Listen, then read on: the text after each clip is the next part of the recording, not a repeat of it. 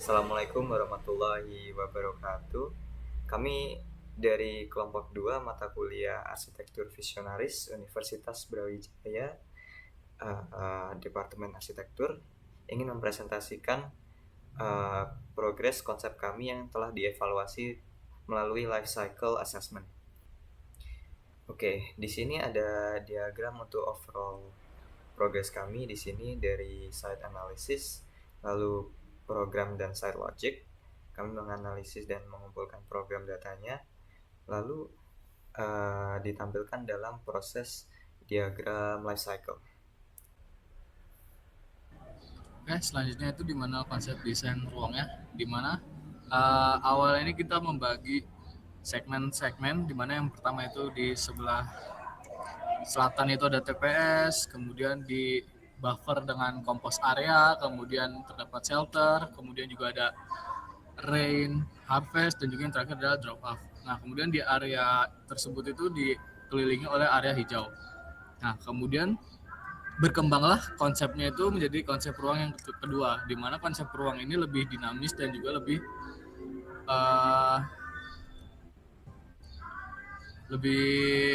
nyaman, dan di mana pembagiannya ini pada titik selatan yang berdekatan TPS itu tidak langsung dengan berhubungan komposit, yaitu di buffer dengan rain, harvest, dan juga shelter. Nah, kemudian di sisi tengah ini dijadikan sebuah modul di mana kita menjadikan sebuah rain harvest untuk menampung air hujan. Kemudian terdapat shelter-shelter sebagai peneduh dan juga sebagai naungan. Nah, kemudian pada konsep desain satu ini itu didistribusikan penerapannya itu program secara linear untuk mengefisiensi fungsi dasarnya. Kemudian pada konsep dua ini itu secara biomorforik, di mana transformasi menjadi alur yang lebih organik dan juga untuk memperlambat tempo jalannya. Secara kemudian evaluasinya itu adalah barirnya ini secara akustik, di mana microforest di sisi barat ini mereduksi kebisingan kereta api, dan juga kemudian mitigasi panasnya itu terdapat vegetasi multi strata menurunkan suhu mikrolokal sebesar kurang lebih 3-5%. Kemudian dapat memulihkan secara sosial, di mana mengubah dead space dan intimidatif menjadi ruang tunggu yang teduh dan manusiawi bagi penunjang lapasnya. Nah, kemudian secara circulation, di mana diintegrasikan TPS di selatan ini dengan biokomposer untuk sirkulasi nutrisi tanah yang berkelanjutan. Oke, selanjutnya penjelasan mengenai transformasi dari shelter dan juga layout site plan. Yang pertama untuk transformasi dari shelternya, untuk tahap pertamanya itu inspirasinya dari sketsa dasar bentuk daun hijau sebagai titik awal. Alasan pemilihan daun hijau ini karena berhubungan langsung dengan tema linear regenerative park dan konsep biomorphic.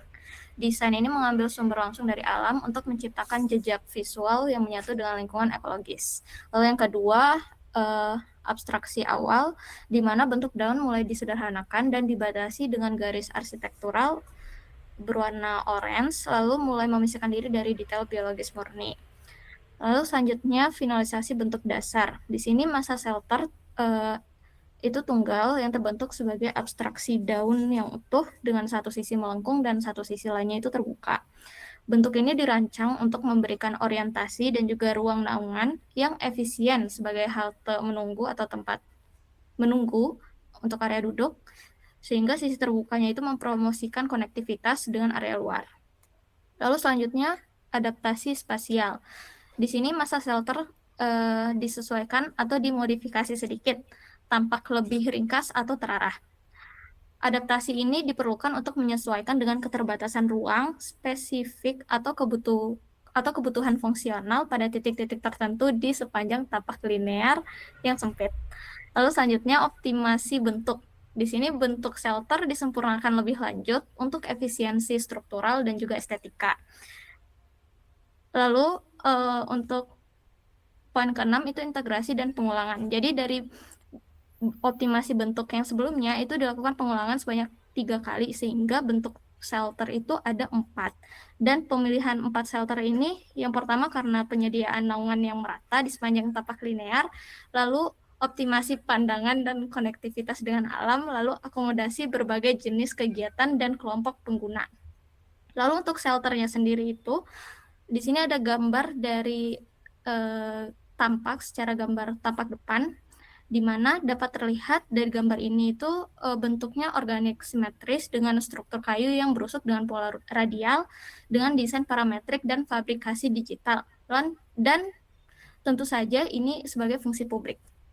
Oke, lalu selanjutnya untuk transformasi dari site-nya sendiri. Yang pertama itu kondisi lahan awal itu masih kosong, dimulai dengan bentuk tapak yang linear memanjang, dan selanjutnya ditambahkan zonasi fungsional awal dengan fungsi yang pertama itu ada drop off, rain harvesting, shelter, TPS, dan juga ada plaza. Lalu transformasi yang ketiga itu ada jaringan sirkulasi utama dengan intervensi sirkulasi diperkenalkan untuk menghubungkan berbagai zona. Tadi dari sebelumnya itu garis sirkulasinya itu lurus, dan di transformasi yang ketiga itu dimodifikasi dengan bentuk yang meliuk-liuk. Nah, bentuk ini mengintegrasikan fungsi-fungsi yang telah ditentukan sebelumnya dengan pembagian gelembung mulai didistribusikan lebih merata di sepanjang tapak. Lalu selanjutnya transformasi jalur dan juga landscape awal. Tahap ini menandai peralihan dari diagram zonasi menjadi bentuk landscape dan arsitektur yang lebih definitif. Sirkulasi atau garis putus-putus putih tadi mulai diubah menjadi bentuk fisik jalur. Jadi ditambahkan jalur-jalur tambahan dari gambar yang di nomor 3 dan terlihat di gambar nomor 4 ini. Dan juga ditambahkan titik-titik poin untuk area kolamnya. Lalu selanjutnya untuk transformasi yang kelima itu ditetapkan bentuk arsitektur shelter yang udah didapatkan dari transformasi yang sebelumnya. Dan yang keenam itu layout tapak jika di render dengan konseptual. Nah, di sini semua elemen seperti jalur pejalan kaki biomorfik, hutan microbioswale, kolam pemanen hujan, dan juga eco shelter itu terintegrasi penuh secara detail. Oke, selanjutnya itu adalah di mana passive design, di mana integrate dari bangunan yang kita desain shelter ini, dia mengintegrasikan di mana pada area sebelah kanan sisi area kereta itu dia membuffer di mana kebisingan dari keretanya. Nah, kemudian juga shelternya itu melengkung ke arah kereta untuk mengurangi sinar matahari dari arah barat, kemudian dengan orientasi yaitu berada di jalan menuju lapas. Nah, kemudian dari penyesuaian anginnya di mana shelter ini itu menggunakan sistem yang terbuka di mana terciptanya dapat ventilasi silang. Nah, kemudian pada shelter ini terdapat pedestrian continuity di mana jadi pedestrian tersebut bisa mengakomodasi di mana seluruh tapak dengan kebutuhannya. Baik, pembahasan selanjutnya mengenai theoretical framework terkait dengan life cycle assessment. Yang ini dibagi menjadi 2 tahap, dan kami mengambil sumber dari standar PSIN 15978 dan sumber dari ISO 14040.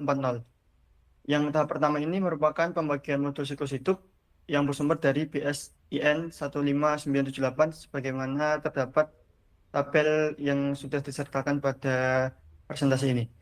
Pada tahap ini dibagi lagi menjadi 3+1 tahap. Yang pertama ada tahap produksi dan konstruksi yang meliputi raw material supply, transport manufacturing, transport to site, construction installation. Kemudian tahap kedua tahap penggunaan yang dibagi menjadi 7, yaitu use, material and refurbishment yang terkait dengan maintenance, repair and replacement and refurbishment. Kemudian ada operational energy dan operational water.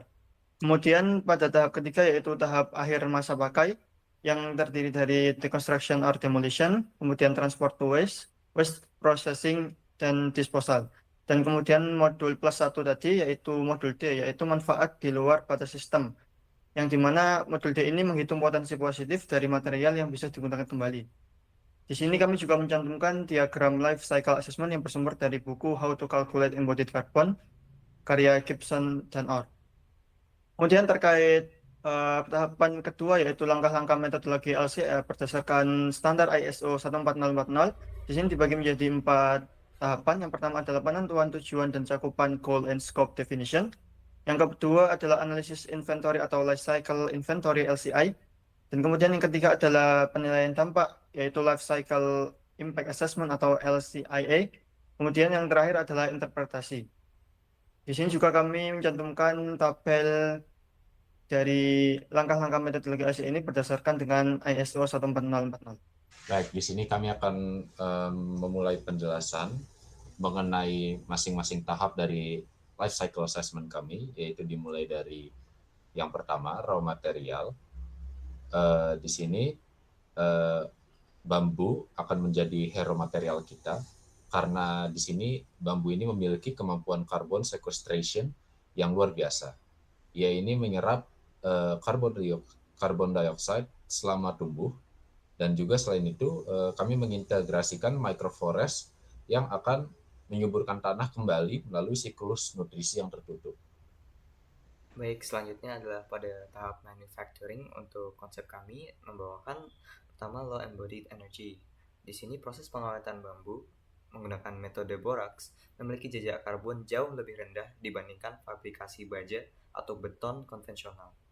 Kemudian ada biomorphic prefab, yakni elemen struktur shelter yang dibuat secara fabrikasi terkontrol mengurangi limbah produksi yang merupakan zero waste factory. Berikut adalah diagramnya. Di sini memiliki 2 tahap yang spesifik. Pertama adalah clean process bamboo mill and nursery. Yang kedua adalah clean lattice pre-assembly and recovery. Oke, selanjutnya tahapan LCA selanjutnya itu ada logistics.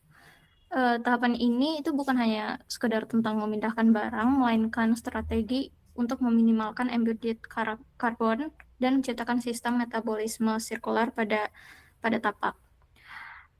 Dengan menggunakan material utama berupa bambu dari wilayah Batu dan Tumpang dengan jarak kurang lebih 20 km, kita itu berhasil memangkas emisi transportasi hingga 97,5% jika dibandingkan dengan material konvensional lain seperti baja yang harus didatangkan dari luar provinsi atau menggunakan transportasi yang cukup mahal. Dan selanjutnya itu ada pemanfaatan limbah organik dari TPS yang terletak tepat di sisi selatan tapak sehingga menciptakan jalur logistik itu bisa dibilang 0 km. Sehingga kita itu tidak memerlukan truk pengangkut pupuk atau semacamnya, dan emisi logistik pemeliharaan taman itu menjadi hampir 0. Lalu karena aksesibilitas jalan baik di pusat Kota Malang dan jarak sumber material yang dekat, jadi biaya logistik dapat ditekan ke angka 5% hingga 8% dari total nilai proyek. Angka ini tuh jauh di bawah standar industri konstruksi pada umumnya yang biasanya mencapai 12% hanya untuk kebutuhan logistik. Penggunaan bambu yang ringan memungkinkan proses instalasi dilakukan dengan alat konstruksi kecil dan tenaga manusia atau labor intensif, bukan alat berat berbasis bahan bakar fosil. Sehingga tahap logistik pada tapak ini merupakan bisa dibilang bukti bahwa desain regeneratif juga berarti desain yang cerdas secara ekonomi, sehingga kita tidak hanya memilih bambu karena estetika, tapi karena bambu adalah carbon hero yang tersedia dalam radius pandang kita di Malang. Dengan memotong jalur logistik, kita itu nggak hanya menyelamatkan lingkungan, tapi juga memastikan setiap rupiah anggaran dialokasikan untuk kualitas ruang, bukan untuk biaya bahan bakar dari logistik sendiri. Oke, selanjutnya itu adalah installation, di mana dia itu high spread low impact, di mana struktur bambu ini bersifat ringan dan juga meniadakan kebutuhan alat berat yang merusak kepadatan tanah asli tapaknya. Nah, kemudian dari konsep ini tuh jalur biomorphicnya itu mengikuti kontur tanah dengan meminimalkan cut and fill serta menjaga mikrobiologi tetap utuh secara konstruksi tapaknya. Nah, jadi di mana installation-nya ini tetap mengutamakan instalasi yang ramah lingkungan dengan menggunakan struktur bambu yang bersifat ringan. Baik, kemudian pada tahapan building lifetime, dan jika disesuaikan dengan tahapan tadi, ini mengacu pada standar BSEN 15978 pada bagian B1 sampai dengan B7. Terkait dengan penggunaan, di sini kami menggunakan bambu yang dapat menjadi carbon sequestration sehingga menghasilkan dampak negatif terhadap karbon. Dan terdapat efek mikroklimat yang secara pasif dapat menurunkan suhu di sekitar tapak. Kemudian pada tahap pemeliharaan dan perbaikan ini terdapat beberapa aspek yang perlu digarisbawahi pada urban pocket ini. Yang pertama ada pembersihan sedimen pada sistem bioswale, kemudian pelapisan ulang coating anti jamur dan anti rayap pada bambu, dan pembersihan pori-pori paving. Kemudian selanjutnya pada tahap penggantian dan renovasi, pada urban pocket rancangan kami ini nantinya juga akan mengalami penggantian panel surya dan inverter atau baterai selama kurun waktu tersebut. Kemudian terdapat juga penggantian filter pada sistem rainwater harvesting dan juga terdapat potensi peningkatan kapasitas komposter. Kemudian terkait dengan operasional energi, pada urban pocket ini sudah memenuhi net zero energy dengan penggunaan sistem panel surya yang terintegrasi, kemudian penggunaan passive solar design. Kemudian terakhir terkait dengan operational water, tapak ini juga sudah memenuhi sistem net zero water dengan sistem rainwater harvesting dan pemulihan hidrologi melalui sistem bioswale. Di tahap yang selanjutnya yaitu end of life. Di dalam prinsip arsitektur regeneratif kami, itu kami memegang satu pedoman yang sangat kuat, yaitu arsitektur ini tidak meninggalkan luka pada tapak. Tanah di bawahnya justru jauh lebih subur daripada saat kita pertama kali menemukannya.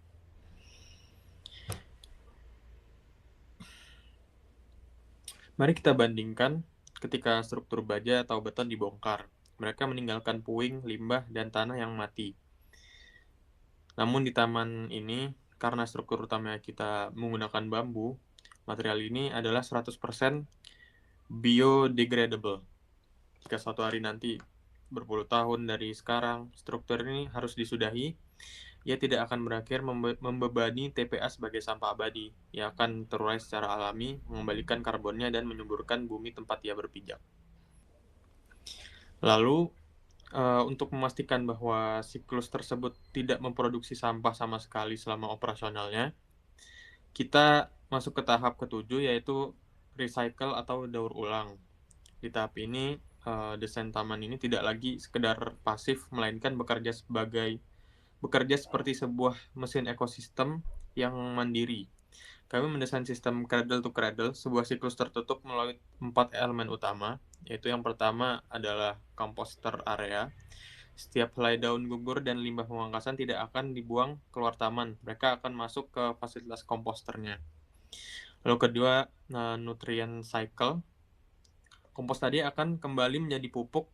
Ini menciptakan siklus nutrisi tanah yang terus berputar, memastikan taman ini hidup tanpa perlu satu tetes pun pupuk kimia dari luar. Kemudian no rainwater. Kita tahu isu air bersih semakin krusial. Taman ini didesain untuk tidak membebani cadangan air tanah Kota Malang. Air hujan akan kita panen, daur ulang, dan gunakan kembali untuk penyiraman taman secara mandiri. Lalu kemudian yang keempat, reassembled structure. Bahkan ketika diperlukan perbaikan atau perubahan bentuk, sistem konstruksi bambu kita didesain agar dapat didekonstruksi atau dilepas pasang dengan rapi tanpa perlu dihancurkan menggunakan alat berat yang merusak lingkungan. Jadi singkatnya, desain ini tidak dirancang untuk meninggalkan jejak karbon atau sampah. Taman ini dirancang untuk menyembuhkan ekosistemnya sendiri, sesuai prinsip regeneratif itu sendiri. Jadi di sini setelah menjelaskan 7 poin-poin tadi, kita akan masuk ke kesimpulannya. Di mana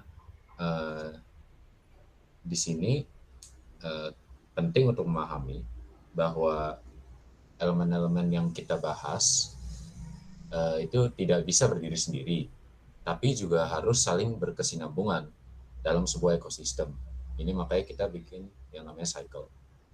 Mengapa disebut sebagai berkesinambungan? Karena kita menerapkan cradle to cradle. Di sini untuk siklusnya itu bisa kayak bambu yang kita tanam ini kan menyerap karbon, lalu kita olah dengan energi rendah dan tenaga lokal.